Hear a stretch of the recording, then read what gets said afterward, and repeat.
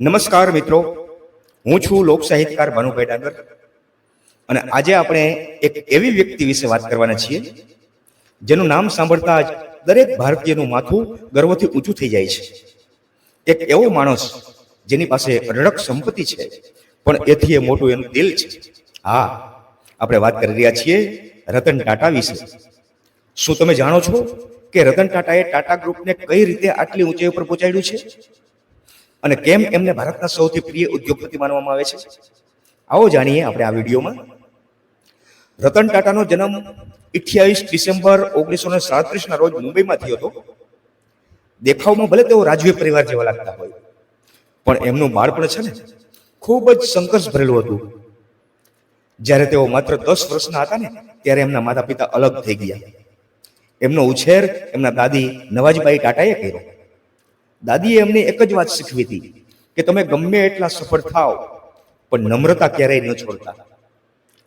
Ratan ટાટાને architect બનવું હતું પણ પિતાની જીદને કારણે એન્જિનિયરિંગ ભણવું પડ્યું.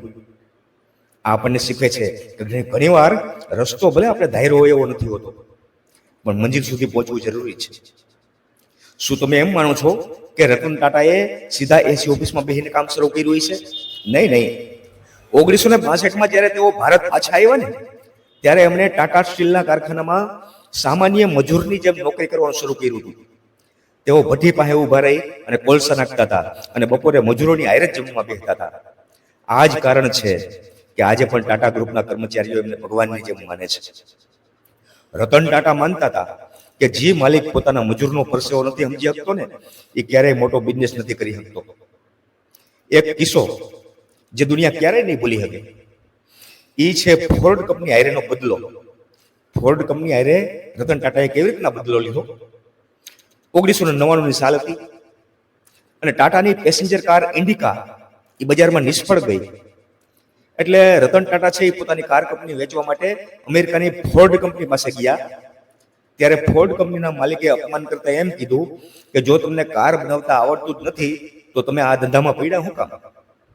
અમે તમારી કંપની ખરીદી અને તમારા ઉપર એહસાન કરી રહ્યા છીએ. હવે આ વાત છે ને એ ટાટાના મગજમાં ઘર કરી ગઈ અને રાતે તેઓ હોઈ ન ગયા. એણે કંપની વેચી નહીં, ભારત પાછા આવ્યા અને એણે જીદ પકડી કે હું ટાટાને સફળ બનાવીને જ રહીશ. પછી 9 વર્ષનો સમય ગયો, ટાઈમ બદલાઈ ગયો ભાઈ. ફોર્ડ કંપની દેવામાં ડૂબી ગઈ અને રતન ટાટાએ ફોર્ડ કંપનીની ફેમસ બ્રાન્ડ જેગ્યુઆર અને લેન્ડ રોવર છે એ બે કંપની ખરીદી લીધી. બદલો લેવાની આ રીત કેટલી ગજબની છે, ખરું ને? કોઈને ગાળો આપવા કરતા તમારી સફળતાથી એને જવાબ આપો ને એ જ સાચો બદલો છે. રતન ટાટા હંમેશા સામાન્ય માણસનો વિચાર પહેલા કરતા હતા. એક દિવસ એમણે વરસાદમાં પલળતા એક પરિવારને સ્કૂટર ઉપર જતા જોયો. પતિ, પત્ની અને 2 બાળકો એ પલળતા હતા. ત્યારે રતન ટાટાએ નક્કી કર્યું કે મારે સામાન્ય માણસ માટે 1 લાખ રૂપિયામાં કાર બનાવવી છે. દુનિયાએ કીધું કે ભાઈ આ અશક્ય છે, પણ રતન ટાટાએ ટાટા નેનો બનાવી અને કરી બતાવ્યું. ભલે નેનો બિઝનેસમાં બહુ સફળ ન થઈ, આવી નહીં, પણ રતન ટાટાનો ઈરાદો છે ને એ નફો કરવાનો નહોતો પણ મધ્યમ વર્ગના માણસની સુરક્ષાનો હતો. તમને ખબર છે કે રતન ટાટા દુનિયાના સૌથી અમીર માણસોના લિસ્ટમાં કેમ નથી? એનું કારણ એક જ છે કે ટાટા ગ્રુપની કમાણીનો 60% હિસ્સો છે ને એ દાનમાં જાય છે.